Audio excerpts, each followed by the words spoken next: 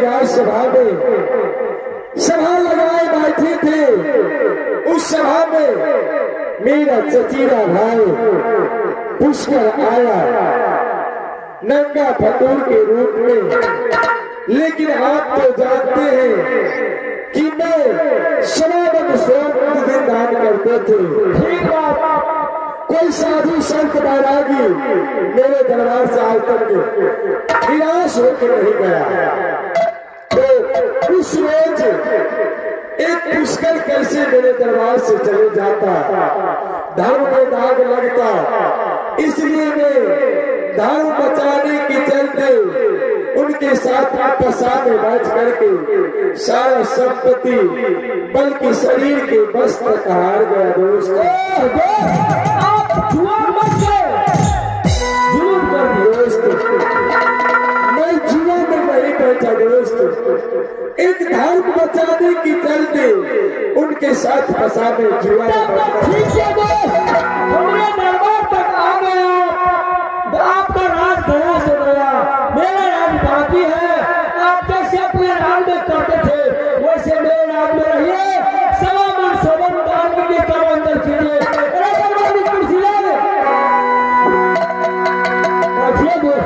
दोस्त हम अकेले नहीं है दोस्त, हम दोनों व्यक्ति आपके दरबार में आए हुए हैं दोस्त। अरे दरबारी जाओ शीश बोल सती प्रिया का बुला बन लो।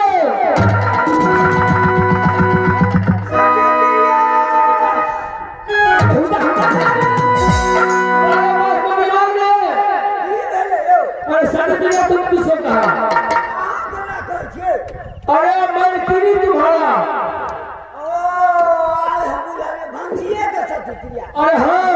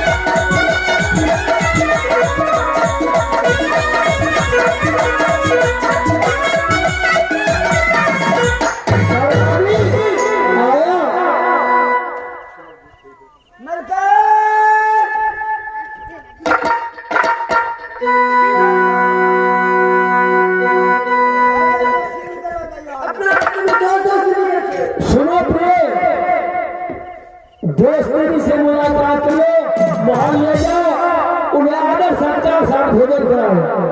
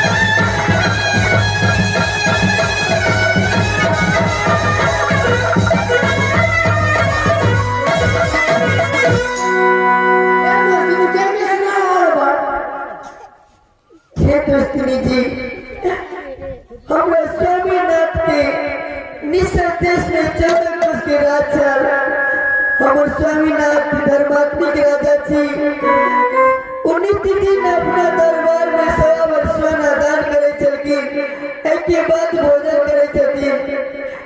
हे दोस्तनी जी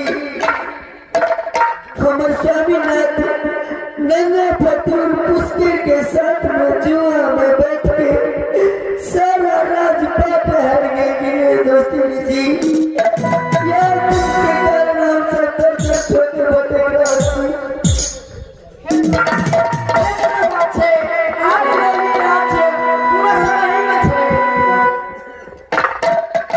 ठीक है दोस्तनी जी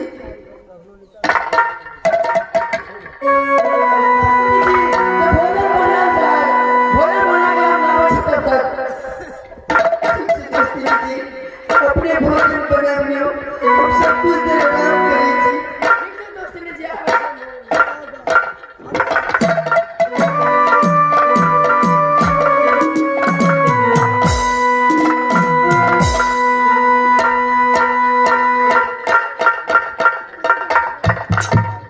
हे नारी अब तो जब तक दोस्त और दोस्ती भोजन बना के आता है तब तक शिव भवन में कुछ देर आराम करते हैं। आराम करने के बाद भोजन बनेगा, भोजन करेंगे, पुनः फिर कहाँ जाना है तो पुनः जंगल जाना है।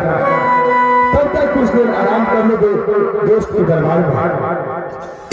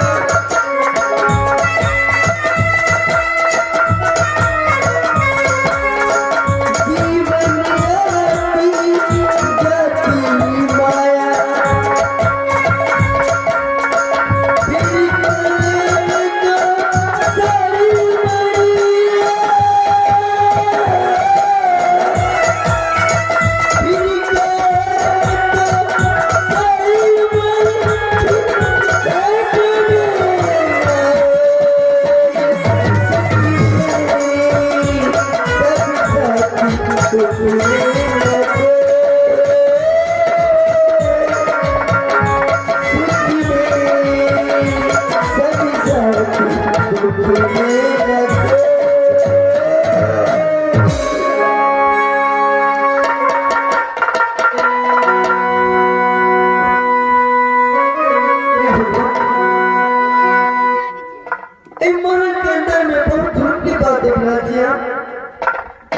परमात्मा एक पुत्री पर गिरमल हाथ डाला हुए छे, एक पुत्री में कोन एंटी प्रवेश कर गेल छे, से गिरमल हाथ के गिरने जा रहल छे। हे भगवान ई की देख रहल छे हम? स्वामीनाथ स्वामीनाथ नीतुर स्वामीनाथ देखिए की बात हे नारी, जब मैं प्रेम करने लगता हूँ तब तू मुझे जगा देती है। क्या बात है, क्या कुछ सुनाओ? अभारी नाच लो मतिया,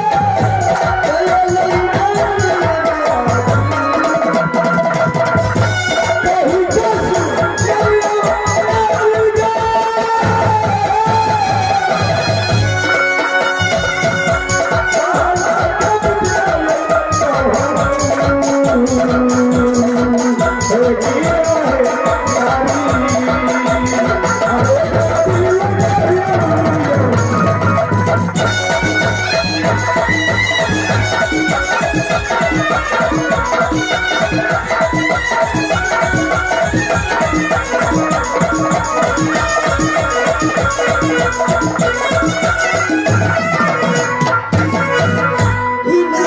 हाँ नारी, एक पुत्री पर देखियो गिरमल हाथ डाल लिया, लेकिन एक पुत्री में कोन एंटी प्रवेश कर गेल छे कि गिरमल हाथ के गिरने जा रहल छे।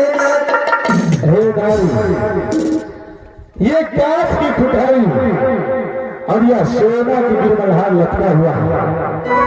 यह कुठारी अपने आप तरफ खींच रहा है। हाँ नाथ,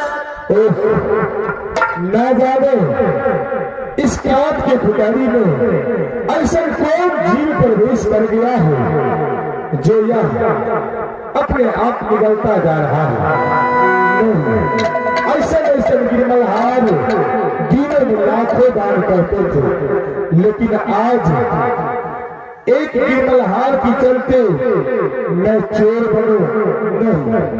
हे नारी, मुझे भोजन मिले या ना मिले, चलो घर में दोस्त के दरबार से मुझे भोजन नहीं करना है। अगर भोजन किया और चले जाएंगे तो दोस्त दोस्ती भी क्या कहेगी? जो दोस्त दोस्ती में आया और गिरमलहार जो सोना को लटका हुआ था वह लेके चले गया। नहीं, इसमें घर में दाग लगेगा। चलो, नहीं भोजन नहीं करना है। जल्दी चलिए डॉक्टर महल से। अकेला बीच से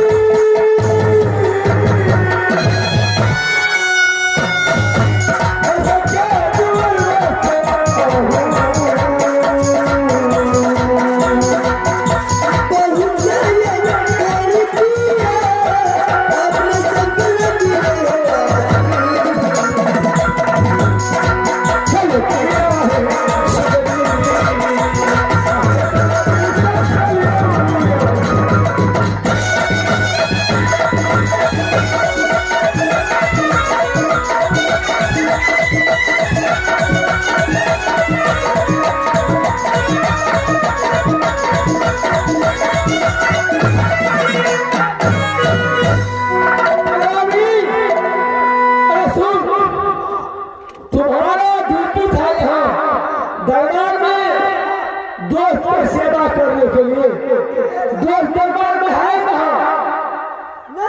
कहाँ है?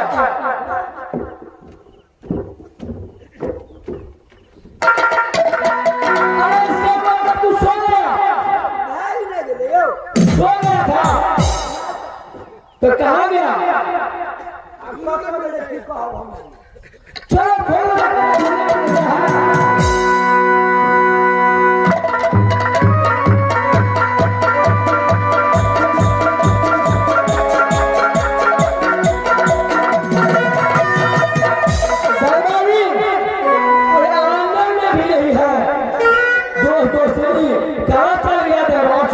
बच्चे नहीं लग रहा है खाना खिलाया कि खिलाए खाना खाना के लिए तो काम मिलता है आभारी तेजू